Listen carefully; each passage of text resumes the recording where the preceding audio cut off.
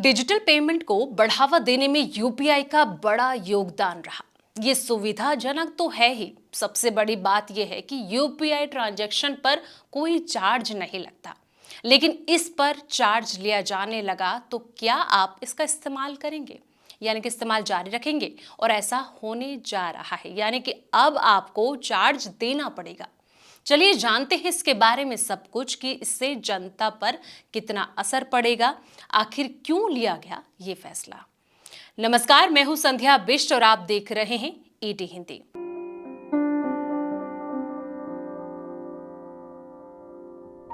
Digital payment council of India यानी कि PCI ने पीएम को चिट्ठी लिखकर यूपीआई ट्रांजैक्शन पर 0.3% का मर्चेंट डिस्काउंट यानी कि एमडीआर लगाने की मांग की है।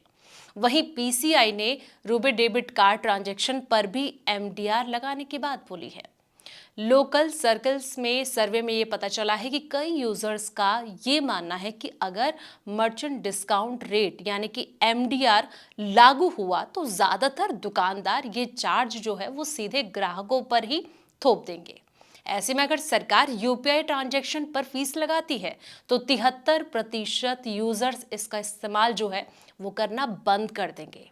पिछले 5 साल में यूपीआई ट्रांजैक्शन की संख्या में 89.3% की रकम के मामले में 86.5% की काफी तेजी से बढ़ोतरी देखने को मिली है। 2019 में यूपीआई का कुल डिजिटल पेमेंट इकोसिस्टम में योगदान 34% से बढ़कर 2024 में 83% हो गया। यूजर से फीस लेने का मामला साल 2020 अगस्त में तब सामने आया था जब आरबीआई ने एक फीस स्ट्रक्चर का प्रस्ताव रखा था, लेकिन इस प्रस्ताव को आगे नहीं बढ़ाया गया। सरकार ने कहा कि वे कोई चार्ज नहीं लगाएगी। विशेषज्ञों का यह कहना है कि यूपीआई का सबसे बड़ा फायदा यह है कि इसमें महंगे पीओएस मशीन की जरूरत नहीं पड़ती और केवल एक क्यूआर कोड से ट्रांजैक्शन हो सकता है। अगर सरकार चार्ज लागू करती है तो व्यापारी ये जो बोझ होगा वो ग्राहकों पर डाल देंगे, जिससे कि डिजिटल पेमेंट की जो ग्रोथ है उस पर इसका सीधा असर पड़ेगा। यूपीआई इस्तेमाल करने वाले करोड़ों भारतीयों के लिए एक बड़ा सवाल बना हुआ है कि क्या डिजिटल ट्रांजैक्शन पर चार्ज लगेगा। सरकार फिलहाल इस पर कोई स्पष्ट निर्देश नहीं दे रही है, लेकिन कहा यह जा रहा है कि भविष्य में इस पर कोई नई नीति आ सकती है। लोकल सर्कल इस सर्वे के नतीजे वित्त मंत्रालय और आरबीआई को सौंपने की तैयारी में है।